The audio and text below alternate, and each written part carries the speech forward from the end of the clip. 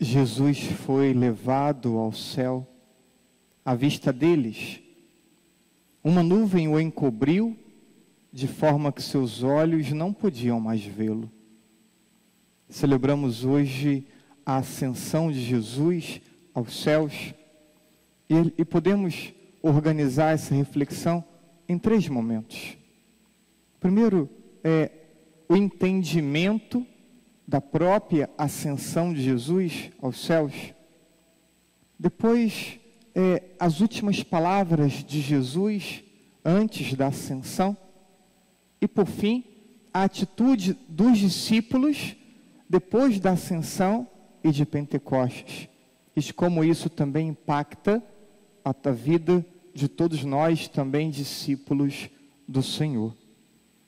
O significado da ascensão tomo como explicação palavras do Papa Bento XVI, em 2006, que disse, elevando-se, ele revela de modo inequívoco a sua divindade, porque volta para o céu, aquele que veio do céu, depois de ter concluído toda a sua missão na terra. Então a ascensão do Senhor, no primeiro momento, evidencia ainda mais a divindade de Jesus, mas ao mesmo tempo ele sobe ao céu, também plenamente humano, eleva ao céu a humanidade, e a humanidade que também é nossa humanidade, humanidade agora transfigurada, divinizada, que encontra em Cristo e no seu retorno ao céu, uma altíssima vocação para a vida eterna, para o reino de Deus, reino de amor, reino de paz. Essa segunda dimensão é a humanidade que entra no céu.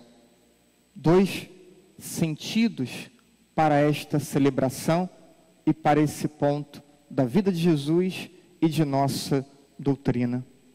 E nós nos habituamos a dar ênfase às últimas palavras. Fazemos isso na última ceia, com esses ensinamentos de Jesus. Depois, na cruz, as suas últimas palavras tornaram-se o sermão das 7 palavras. Mas aqui, antes de retornar ao céu, também gostaria de colocar em evidência as últimas palavras de Jesus, que foram: ide pelo mundo inteiro e anunciai o Evangelho a toda criatura. Quem crê e for batizado será salvo, e quem não crê será condenado. Concílio Vaticano II, um documento sobre o apostolado dos leigos, nos ajuda a entender esse versículo, essas últimas palavras de Jesus.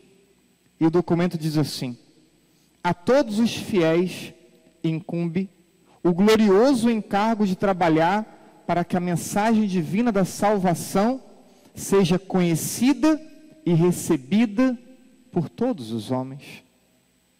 Desse modo, aquelas palavras, aquele ide, anunciai o Evangelho, não se reporta apenas aos 12 apóstolos, não apenas os discípulos daquele momento, mas se reporta a todos nós.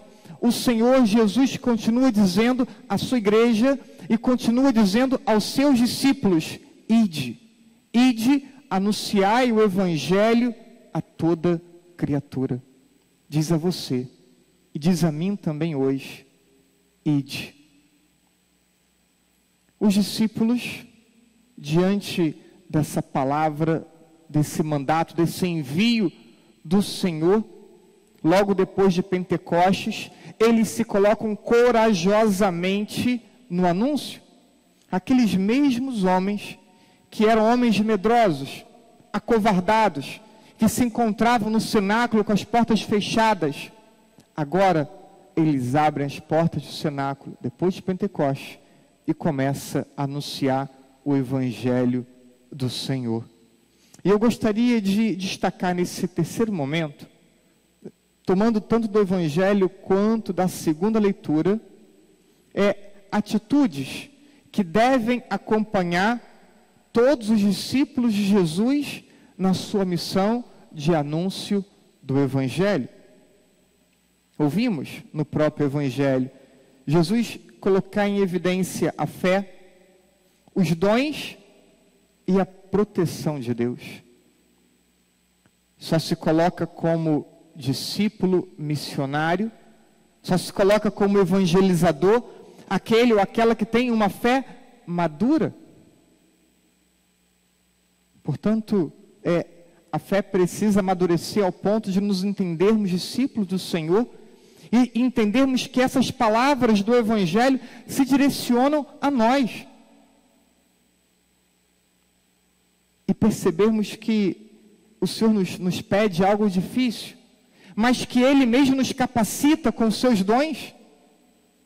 Não são apenas habilidades humanas para evangelização, é a graça de Deus capacitando cada discípulo dele para que seja capaz de se tornar um evangelizador, um missionário. E esse missionário vai com a certeza de que conta com a proteção de Deus. Não está só. Deus o acompanha sempre.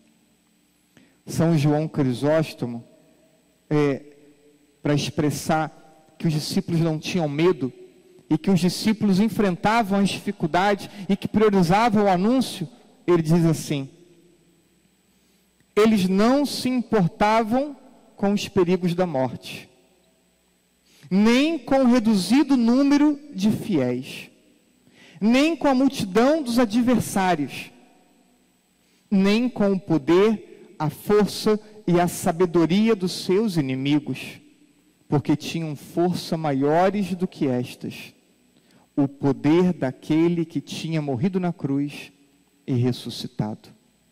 Eles enfrentaram inúmeras dificuldades, enfrentaram a rejeição e a violência de tantos, mas isso não fez com que eles se calassem. Eles se lançavam mais e mais, porque uma fé amadurecida é uma fé que confia em Deus, e pela confiança em Deus, eles se colocavam cumprindo aquele que era o mandato de Jesus. Já a segunda leitura que escutamos de Efésios, capítulo 4, vai elencar outras tantas características desse discípulo de Jesus. Primeiro, a coerência entre a vida e a vocação à santidade recebida no batismo. Quando batizados e nos tornamos discípulos, somos chamados à santidade, e essa santidade, ela precisa ser expressada em todos os momentos de nossa vida. 24 horas por dia, 7 dias por semana, são as ocasiões em que a santidade deve se expressar. Portanto, trabalho, estudo, família, lazer, tudo isso é lugar e ocasião para que a santidade se manifeste, de forma que não tenha a hipocrisia de uma vida dupla, como tantas vezes Jesus criticou os mestres da lei, porque eles se apresentavam de forma religiosa e piedosa por fora, mas o seu coração, o seu interior, caminhava distante de Deus. E a palavra ensina que o discípulo de Jesus, precisa ter coerência de vida, que as ações reflitam a fé professada. Esse é o primeiro ponto do anúncio, porque antes de nossas palavras, as pessoas vão se deparar com o nosso testemunho. Antes de nos escutar, vão contemplar as nossas ações. Por isso a necessidade da coerência. Mas depois fala de humildade e mansidão. E a Virgem Maria nos dá preciosa lição, dizendo, o Senhor fez em mim grandes coisas, porque olhou para a pequenez da sua serva. A humildade nos predispõe para a graça de Deus. Graça de Deus que em nossa vida faz com que produzamos muitos frutos. E a humildade também vai se expressar na mansidão com que lidamos com as situações e com as pessoas. Depois diz ainda, suportai-vos uns aos outros com paciência. A palavra suportar no português tem uma conotação pejorativa muito forte. Eu não suporto fulano. Mas dar suporte, ser apoio. Isso é fundamental na evangelização e me faz recordar Papa Francisco, lá na jornada em Lisboa, ele dizendo que o único momento em que um cristão pode olhar de cima para baixo para uma pessoa é quando ele se inclina para estender a mão e ajudar esse irmão a se reerguer. Esse é o único momento em que um cristão olha de cima para baixo para estender a mão, ser suporte, ser apoio, ser fortaleza para o irmão. Quantas vezes, quantas for necessário, porque somos chamados a agir como Deus, e Deus não desiste. Nós desistimos, Deus não. Então, com paciência, não é no nosso momento, não é na nossa hora. Quantas pessoas gostaríamos que hoje estivesse ao nosso lado nessa missa e não estão? E nos impacientamos com isso. Vamos ser suporte sempre e confiar na graça de Deus que move os corações. E depois diz: guarda a unidade e viva em paz.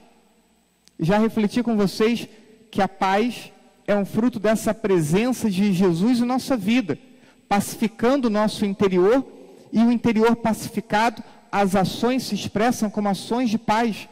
Mas diz o texto, não só com ações de paz, mas também com ações de unidade. Quando estamos habitados por essa presença de Jesus, então nós nos tornamos instrumentos de comunhão, não de separação. Quem separa é o demônio.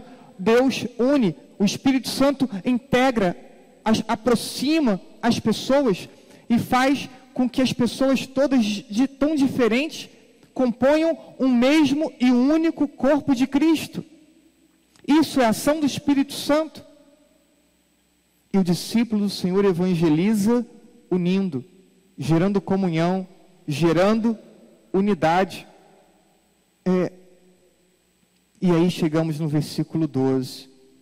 Ele capacita os santos para o ministério, para edificar o corpo de Cristo. O Senhor Jesus nos capacita, nos dá dons e talentos que usamos em nossa vida, usamos tantas vezes em nossas profissões, de onde vem o sustento de nossa vida, o sustento de nossa casa. Mas aqui na palavra diz que Deus te capacita os santos para o ministério. Dons e talentos que você recebeu não são apenas para o teu sustento financeiro. Os dons e talentos que você recebeu é para edificar o corpo de Cristo, para você edificar a igreja, para você edificar a sua paróquia, as suas pastorais, para você edificar a vida dos teus irmãos. Então não escondam os talentos, não enterre os talentos, use os talentos que Deus te deu para edificação. Isso o Senhor pede a todos nós. E no versículo 2, diz ainda, tudo isso no amor, com amor, por amor, porque experimentamos o amor de Deus, então tudo aquilo que nós fazemos por amor. O próprio acolhimento do envio do Senhor, nós o fazemos por amor. Ir a cada pessoa humana, fazemos por amor. Encerrando nossa reflexão, contemplemos Jesus, que retorna ao céu. Retorna ao céu e Contemplando Ele, o nosso coração se enche de esperança de um dia também nós estarmos na eternidade feliz com Jesus. Nos enche de esperança de estarmos com as pessoas que amamos, com os nossos familiares, também no céu, na eternidade feliz. E desse modo, estejamos motivados para gastar as nossas vidas na missão de aproximar as pessoas de Deus. Gastar a vida na missão de aproximar as pessoas de Deus. Sem desculpas e sem autopreservação. O católico é especialista em dar desculpas. Mas o Senhor pede a tua vida. O Senhor te pede como instrumento nas mãos dEle, para a edificação do corpo de Cristo. Então, sem autopreservação, gastar a vida para acolher a palavra de Deus e se colocar como instrumento nas mãos de Deus. Permita que a tua vida seja uma vida cheia de sentido, não só vivendo para si, não só para os seus projetos pessoais, mas para aquilo que Deus espera da tua própria vida, para realizar aquilo para o qual você foi criado por Deus. Você foi criado para edificar o corpo de Cristo, para integrar o corpo de Cristo, para potencializar a sua paróquia, a sua comunidade e a vida dos seus irmãos. Peçamos a Deus a graça de não termos uma vida egoísta, de não permitir que os anos se passem e não tenhamos uma vida generosa, de escuta, de acolhimento e de prática da vontade de Deus. O Senhor hoje dirige a você e a mim as mesmas palavras que dirigiu a Pedro, a André, a João, a Tiago, aos apóstolos. As mesmas palavras que dirigiu a eles, dirige a você e a mim. Ide, anunciar o Evangelho a todas as pessoas. Que essas palavras encontrem acolhimento no teu coração e impacte a tua vida. Assim seja. Amém. Amém.